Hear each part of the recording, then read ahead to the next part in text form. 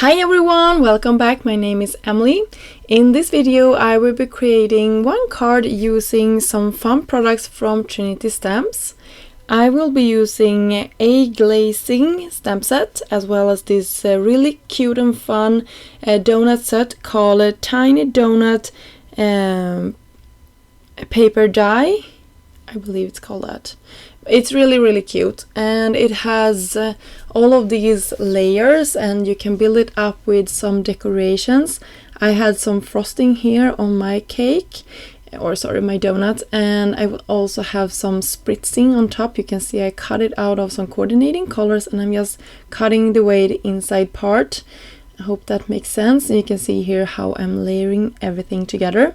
So I did this a bunch of time with a bunch of different colors. I sped up that up and also cut it away, so you didn't have to see me sitting here and gluing all of those bits and pieces together.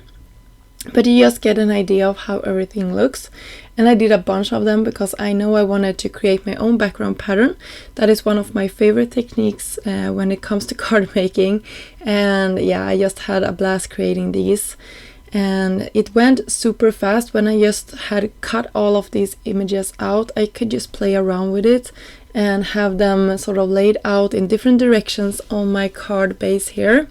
You can also see I cut a panel to be slightly smaller than my A2 size card base, and this panel is in cream colored cardstock, so that it will be a little bit of a subtle contrast between our card base and the panel.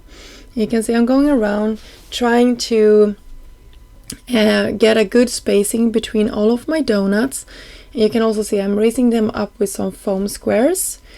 I'm just putting them, you can see here I have some overhang and I will cut that away. You can see I just put foam squares to the parts that will be on the card.